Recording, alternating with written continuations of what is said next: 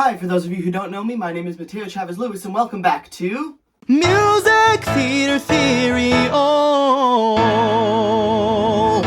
This has been a pretty big week for me. I posted my analysis of We Don't Talk About Bruno from the movie Encanto, and I launched my Patreon page, which you can sign up to in the link in the description below. This week we're gonna keep going on the Encanto theme, and I'm gonna break down probably my favorite song from the movie, which is a song called Surface Pressure. And it's sung by Luisa, the oldest sibling in the family Madrigal. She is gifted with super strength, and she feels like, in a very apt metaphor, she's carrying the weight of the world on her shoulders. And so that's what this song is about. If you don't already know this, Encanto was written by Lin-Manuel Miranda, the genius behind Hamilton. And there are a lot of parallels between the music in Hamilton and the music in Encanto that you can tell how Lin's musical brain carried over from one project to the other. So let's dive right in. The song starts in this really low range. I'm the strong one, I'm not nervous, I'm as tough as the crust of the earth is. And there are these big long pauses of full bars where there's no music in between each line in this first verse, which creates a lot of suspense. I move mountains, I move churches, and I glow cause I know what my worth is. Pause. So much about Luisa's character is made so evident in just these first few bars of music. First of all, I mean, the fact that they made a character with super strength be a woman character, made it a sister character instead of a brother character, is already defying a lot of expectations around gender, which I really love. And something else that defies the expectations of gender is this power that Luisa has singing really down low in a range that would typically be thought of as a masculine range. But Luisa is very much a woman, and she's very much singing these G's, F sharps, and E's, I mean, in a lower range than I'm comfortable with.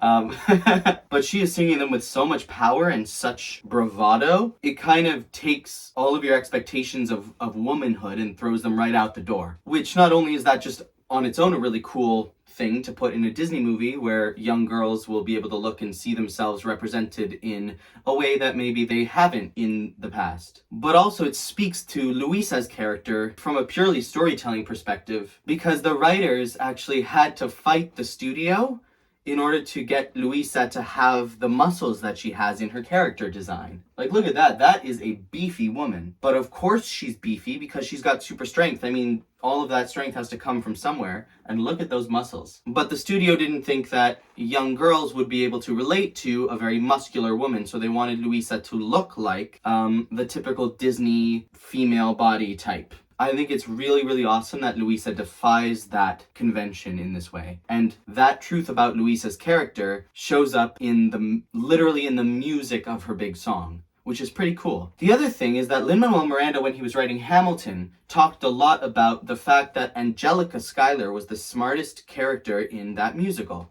and how he showed her intelligence through her use of complicated rhyme schemes in her number Satisfied. So he uses the same technique here where Luisa is clearly so smart, and you can tell that she's really, really smart because she uses really, really smart rhyme schemes. Listen to how many rhymes she's able to come up with for the same syllables. Nervous, work is, surface, and then she's gonna come out with even more rhymes for that same set of rhyming sounds. And the fact that she's able to come up with so many rhymes for the same sounds is partially due to Lin-Manuel's brilliance, because he as the writer is able to come up with that many different rhyming sounds.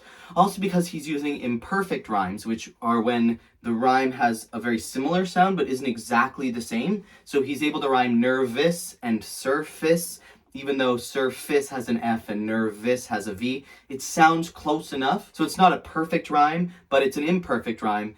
And that blows open the number of possibilities that you have as a writer when you're writing rhymes if you use imperfect rhymes. And I talk more about this in the video on the channel where I talk about rhymes and how to use them. You can access that at the bar right up here. I also think it's really clever that they made Luisa such a smart character, because typically the expectation is that if you've got big muscles and if you're strong, then you're kind of stupid. But Luisa's got it all. Luisa's got the brains and the brawn. That's part of the reason I love her character so much. Under the surface, I feel berserk as a tightrope walker in a 3-ring circus. Under the surface, was Hercules ever like, yo, I don't wanna fight Cerberus?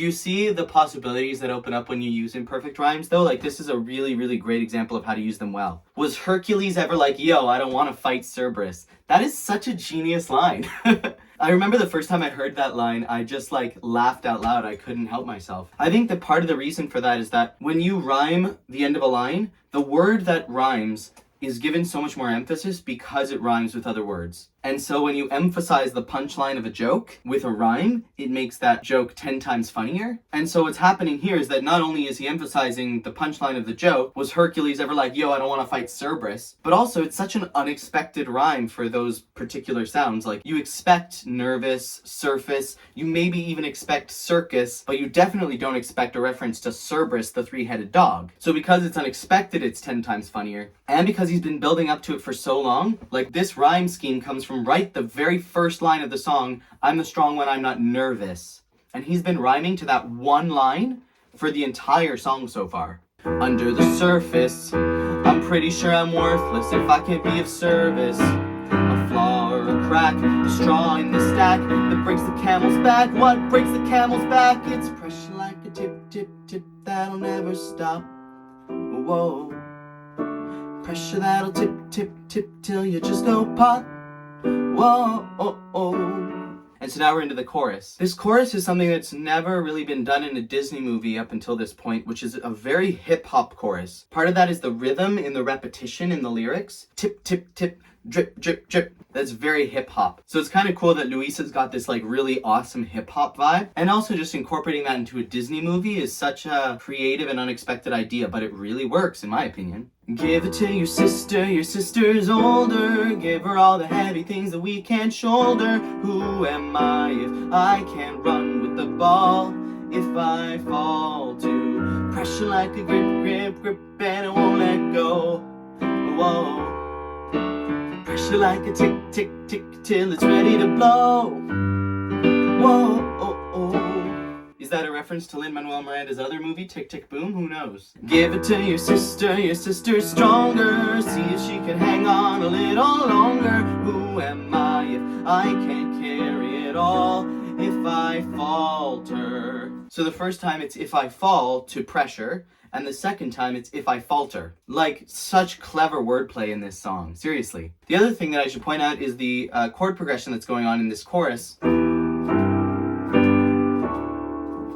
is a very pop chord progression. It's a variation on the 4 chords from the Axis of Awesome, and it's the same variation that's used in the song Safer from First Date. You can check out my analysis of Safer from First Date at the bar at the top of the screen right now. Under the surface, I hide my nerves and it worsens. I worry something's gonna hurt us. Under the surface, the ship doesn't swerve. Hasn't heard how big the iceberg is. Something that's really cool about this second verse is that instead of starting a new rhyming sequence, Lin-Manuel goes right back to the rhymes from the first verse. So instead of finding a new word to rhyme, he's still rhyming surface, nervous, worthless, circus from the first verse with now how big the iceberg is, it worsens, something's gonna hurt us in the second verse. Again, still imperfect rhymes, but that's what allows him to do dozens and dozens and dozens of rhymes to the same sound, which besides being really cool and clever, helps tell the story of this persistent fear and stress, because this rhyme scheme isn't letting up. Just like the pressure on Luisa isn't letting up. Under the surface, I think about my purpose. Can I somehow preserve this? Line up the dominoes, a light wind blows. You try to stop it tumbling, but on it goes. But wait.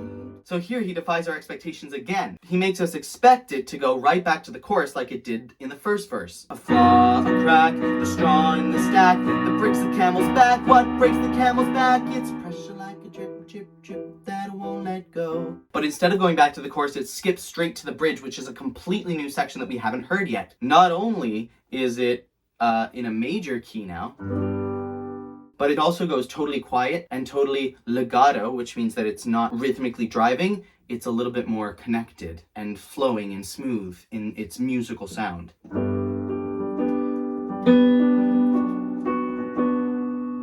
And then there's this descending line here that also helps us relax a little bit.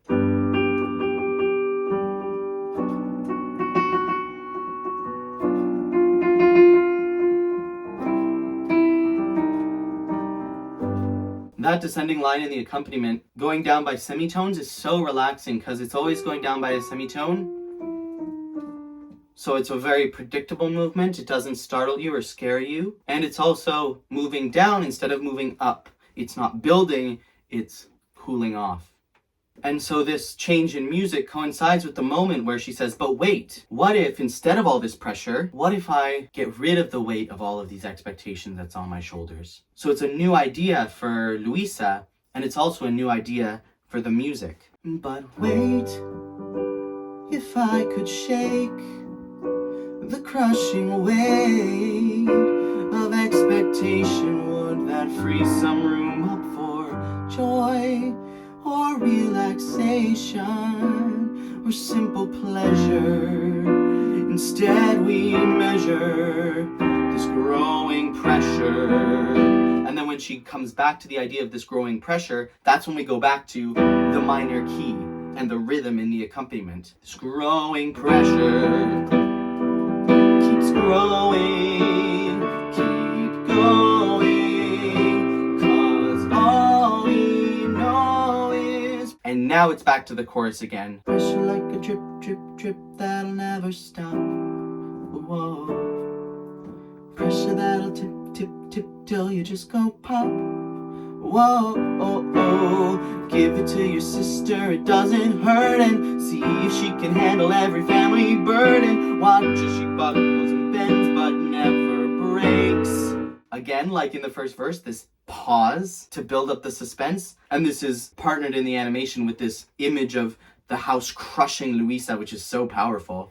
And then she lifts the house up and she goes, no mistakes, just pressure like a drip, grip, grip that won't let go. Whoa.